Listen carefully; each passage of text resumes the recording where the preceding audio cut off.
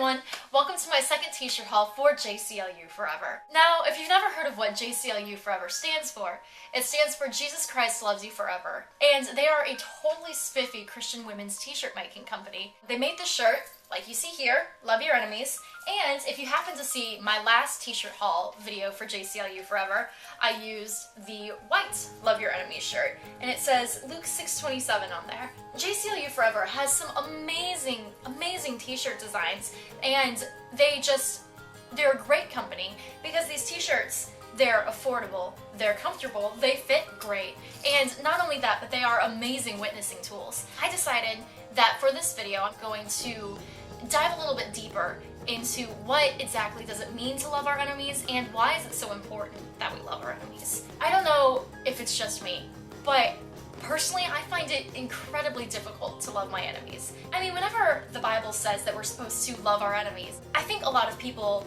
hear those verses and they think that they're talking about, our arch nemesis, that one person that, we absolutely can't stand and, we would be totally okay if something totally horrible happened to them. But that's not the case at all. I mean, a lot of times our enemies can be people who we may not necessarily realize are, the arch nemesis material. So that's why it is so important that we learn how to love our enemies. Because, well, there are a lot of different reasons actually. One of the reasons is that it makes us happier. You guys should try this, okay? Clench your fists really tight, okay? Clench them. Clench them. Clench them as tight as you can, okay? And hold them, It's painful. Keep holding it. It hurts, your nails start to dig into your palms and you just feel really tense all of a sudden.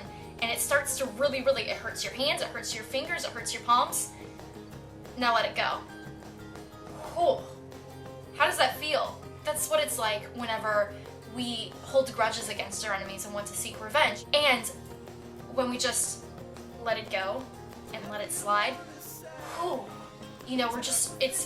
it's such an amazing feeling because we feel more relaxed, we feel more content, we're not built up and worked up, and usually the only person that we're really hurting whenever we hold a grudge is ourselves, chances are our enemy doesn't even realize it. So that's one of the reasons why we need to love our enemies. It makes us happier. Another reason why we should show love to our enemies is because it's an amazing witnessing tool.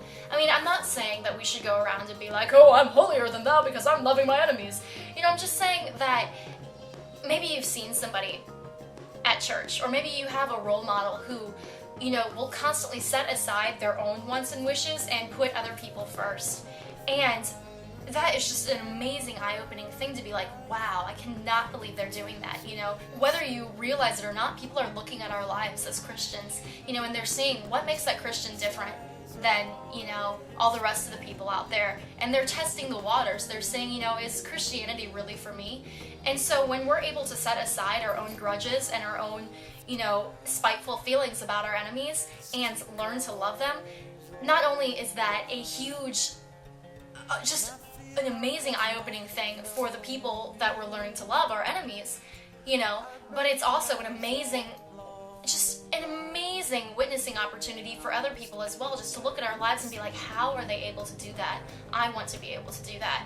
Jesus commands us that we need to love our enemies, and I'm sure that a lot of people have thought, oh, well, that's Jesus, Jesus can love anybody because, he's Jesus, but me, I'm just gonna hold this grudge against this person and, hope I never have to deal with them again. Whenever you think about Jesus on the cross, he was mocked, he was beaten, he was bruised, he was bloody, he was laughed at, he was scoffed at, he was, just lied about. People hated him. And all he did was show love and compassion, and not only that, but Jesus didn't just die for the sins of the people during his time. Jesus died for us. Jesus died for them. Whenever you have sin in your life, unconfessed sin, how does it feel? Does it feel like a burden? Does it feel just like this weight is crushing you down and dragging you down? Do you feel sad? Do you feel angry? Do you feel confused? How do you feel when you have sin in your life? And then how do you feel when you just ask for forgiveness and that sin is just wiped clean? Can you imagine what it must have been like for Jesus to be up there on the cross, bearing the weight of not just your sin, not just my sin, every single sin that was committed, that will be committed? Wow, it's humbling, isn't it?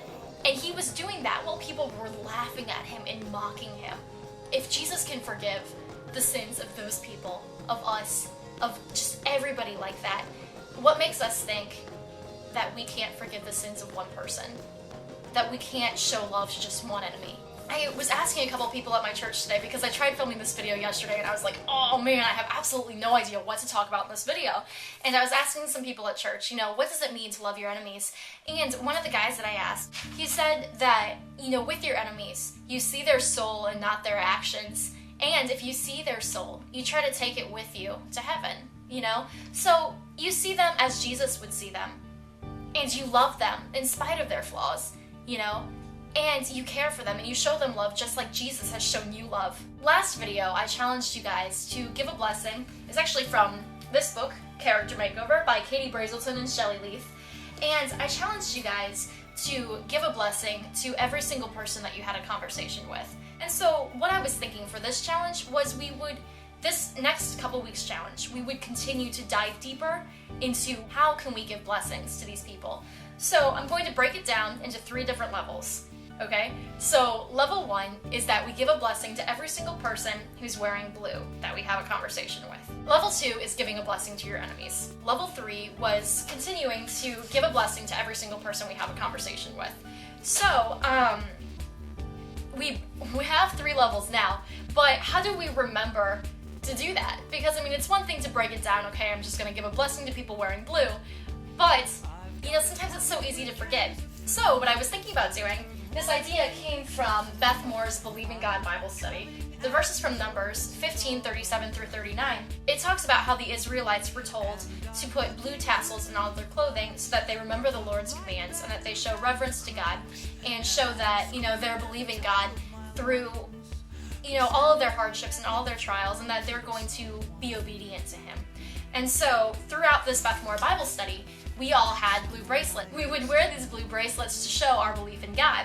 So, what I was thinking was that we could also wear blue bracelets, not just to, show our belief in God and remember to be obedient to Him and know that He is bigger than our trials, in whatever situations we're going through, but also maybe it will serve as a reminder like, oh, hey, I'm supposed to give a blessing. So, I was thinking, if any of you do not happen to have a blue bracelet, or if any of you, maybe don't feel creative, or don't have enough time, or don't have enough money to make yourself a blue bracelet, I absolutely love making bracelets at my job and just anywhere else. And so, I was thinking that it would be a whole lot of fun to make bracelets for you guys. So I already spoke with JCLU about this, and they said it was okay. So I hope that whenever you guys hear what I'm about to tell you next, you don't think that I'm using JCLU as a platform to launch my crafting career.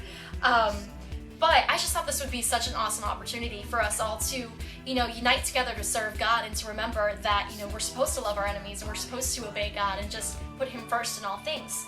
So, I would like to make you guys bracelets. So if any of you guys want a bracelet, let me know. Option 1 would be this.